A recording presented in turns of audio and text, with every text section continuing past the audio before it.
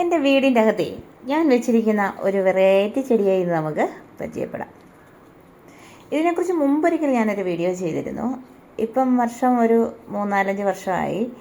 അപ്പോൾ ഇതിൻ്റെ ഇപ്പോഴും ഇത് നല്ല ഹെൽത്തി ആയിട്ട് നിൽക്കുന്നത് കണ്ടതുകൊണ്ട് ഒരു വീഡിയോയുടെ ചെയ്തേക്കാം എന്ന് വിചാരിച്ചു. അപ്പോൾ ഇതിനെക്കുറിച്ച് പറയുവാണെങ്കിൽ എനിക്കൊത്തിരി ഇഷ്ടവും സന്തോഷവും തോന്നിയ ഒരു ചെടിയാണ് കേട്ടോ. ഇത് ജീവനുള്ള ചെടിയല്ല, അതാണ് ഏറ്റവും പ്രധാനപ്പെട്ടത്. ഇതാരോ ഒരു കലയുള്ള ആൾ അല്ലെങ്കിൽ ഒരു കലാവിരുദ്ധൻ ഇത് ചെയ്ത അദ്ദേഹത്തിൻ്റെ സ്വന്തം കഴിവുകളിൽ കൂടെ പണി ചെയ്തെടുത്ത കൈകൊണ്ട് ചെയ്തെടുത്ത ഒരു ചെടിയാണ്. ഒരു ദിവസം ഞാനൊരു ദൂരയാത്ര പോയപ്പം ഒരു വഴിയോരത്ത് ഇതിട്ട് ഇങ്ങനെ വിൽക്കുന്നത് കണ്ടു. അപ്പോൾ നല്ല ഭംഗി തോന്നി. വിടർന്ന പൂക്കളുണ്ടായിരുന്നു. ഇത് മൊട്ടായിട്ട് നിൽക്കുന്ന ഇതാണ്. വേറെ കളറുണ്ടായിരുന്നു, പക്ഷേ ഈ കളർ എന്നെ വല്ലാതെ എൻ്റെ കണ്ണുകളിലേക്ക് അങ്ങോട്ടാക്കി. അങ്ങനെ ഞാൻ വില ചോദിച്ചു. ഇതിൽ ഒരു തണ്ട്, ഇതുപോലത്തെ ഒരു തണ്ട് അതെനിക്ക് 10 രൂപയ്ക്ക് തന്നു. ഇത് കണ്ടോ, ഒരു തണ്ട് 10 രൂപയ്ക്ക്. അങ്ങനെ ഞാൻ ഇതിൻ്റെ 10 എണ്ണം വാങ്ങിച്ചു. 10 കമ്പ് ഇങ്ങനെ വാങ്ങിച്ചു. എന്നിട്ട് ഒന്നിച്ച് പിടിച്ച് നല്ല ഭംഗിയുണ്ടായിരുന്നു കാണാൻ കേട്ടോ. ഇപ്പോൾ ഇത്രയും വർഷമായിട്ട് ഇതിന് യാതൊരു കുഴപ്പവും ഉണ്ടായിട്ടില്ല. ഇതൊന്ന് പറയുകയാണെങ്കിൽ എന്താണെന്ന് പറയാൻ എനിക്കറിയത്തില്ല. ഇതൊരു പഞ്ഞി പോലെ ഇതിൻ്റെ അകം ഇരിക്കുന്നത്. ഞാൻ ചിലപ്പോൾ ഓർക്കും ഈ വാഴയുടെ പോള ഇങ്ങനെ ഉണക്കി വെച്ചിരിക്കുന്നതാണോ എന്നോർക്കും.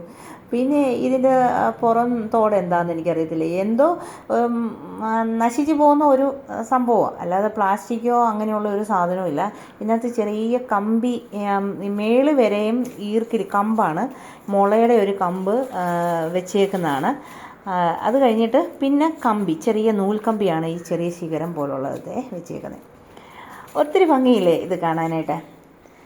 ഇത്രയും ഭംഗിയുള്ള ഈ ചെടി കണ്ടപ്പോൾ എനിക്ക് മേടിക്കാതിരിക്കാൻ തോന്നിയില്ല. അങ്ങനെ ഞാൻ വാങ്ങിച്ചതാണ്. ഇത് ഞാൻ പറയാൻ വന്നതിൻ്റെ കാര്യം എന്നാന്ന് ചോദിച്ചാൽ, മറ്റേ നമ്മൾ പ്ലാസ്റ്റിക് പൂക്കളോ ഇങ്ങനെയൊക്കെ മേടിച്ച് വെക്കും, പെട്ടെന്ന് അത് പൊടി പിടിച്ച് നശിച്ചു പോകുന്നതായിട്ട് കാണും. പിന്നെ നമ്മളത് സർപ്പിലിട്ട് കഴുകുകയോ അല്ലെങ്കിൽ വൃത്തിയാക്കി എടുത്താലും ചിലപ്പം കരിമ്പിനടിച്ച് പോവും. ഒത്തിരി വിഷയങ്ങളാണ്. പിന്നെ അത് കൊള്ളത്തില്ല. ഒരു 4 വർഷമൊക്കെ കഴിയുമ്പോഴത്തേക്ക് അത് പൂർണ്ണമായിട്ടും നശിച്ചു പോകുന്നു. പക്ഷേ ഇത് 4 വർഷത്തോളം ആകുന്നു, യാതൊരു കുഴപ്പങ്ങളും വന്നിട്ടില്ല. നല്ല ഹെൽത്തി ആയിട്ട് തന്നെ ഈ സംഭവം നിൽക്കുന്നു. പിന്നെ ഇതിനൊരു സ്റ്റാൻഡ് കൂടെ ഞാൻ വാങ്ങിച്ചു. ഈ സ്റ്റാൻഡെന്ന് പറഞ്ഞാൽ മുളയാണേ. ഇതിന് ഞാൻ 80 രൂപയ്ക്കാണ് ഇത് ഞാൻ വാങ്ങിച്ചത്. ഇത് മുളയിൽ അവർ വർക്ക് ചെയ്ത് തരട്ട് കണ്ടോ, അങ്ങനെ വർക്ക് ചെയ്ത് നല്ല രസമുണ്ട് കേട്ടോ. ഒരു കുഴപ്പം ഇതിന് ഇതുവരെ വന്നിട്ടില്ലെന്നുള്ളതാണ് സത്യം പറയുകയാണെങ്കിൽ. അപ്പം ഇടയ്ക്കിടയ്ക്ക് നമ്മൾ നല്ലതായിട്ടൊന്ന് തൂത്ത് കൊടുക്കുകയാണെങ്കിൽ നല്ല കളറ് വരും കേട്ടോ. ഇതിപ്പോൾ ഞാൻ തൂക്കുകയൊന്നും ചെയ്തിട്ടില്ല. അപ്പം തൂത്ത് കൊടുക്കുകയാണെങ്കിൽ നല്ല ഭംഗി ഉണ്ടാവും. അപ്പോൾ എനിക്ക് കണ്ടപ്പോൾ ഒത്തിരി ഇഷ്ടപ്പെട്ടു. നിങ്ങൾക്കും ഇഷ്ടപ്പെട്ടെന്ന് ഞാൻ വിചാരിക്കുന്നു.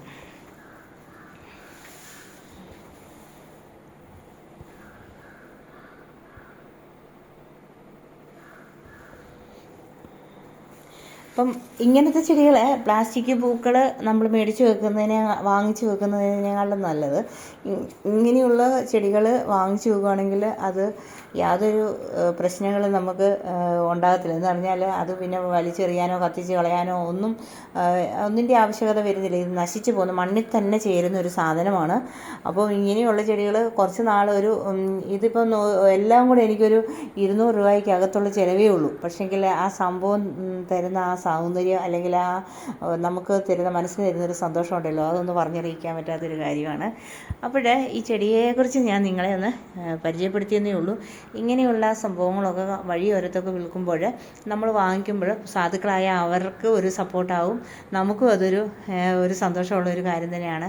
നമ്മളൊരു പ്ലാസ്റ്റിക്കിൻ്റെയോ അല്ലെങ്കിൽ അങ്ങനെയുള്ള പൂക്കൾ ഇപ്പോൾ വാങ്ങിക്കുവാനായിട്ട് ചെല്ലുമ്പോഴത്തേക്ക് എന്തായാലും ഇത്രയും നല്ല പൊക്കത്തിൽ അല്ലെങ്കിൽ ഇതുപോലെ ഒരെണ്ണം മേടിക്കുവാണെങ്കിൽ കുറഞ്ഞതൊരു 600-700 രൂപ മേളിലോട്ടേ പോവുള്ളൂ. അപ്പോൾ ഞാൻ നിങ്ങളെ ഇതൊന്ന് പരിചയപ്പെടുത്താനായിട്ട് ഇപ്പം വന്നതാണ്. വീഡിയോ എല്ലാവർക്കും ഇഷ്ടപ്പെട്ടെങ്കിൽ ലൈക്ക് ചെയ്യാനും കമൻറ്റ് ചെയ്യാനും മറക്കല്ലേ.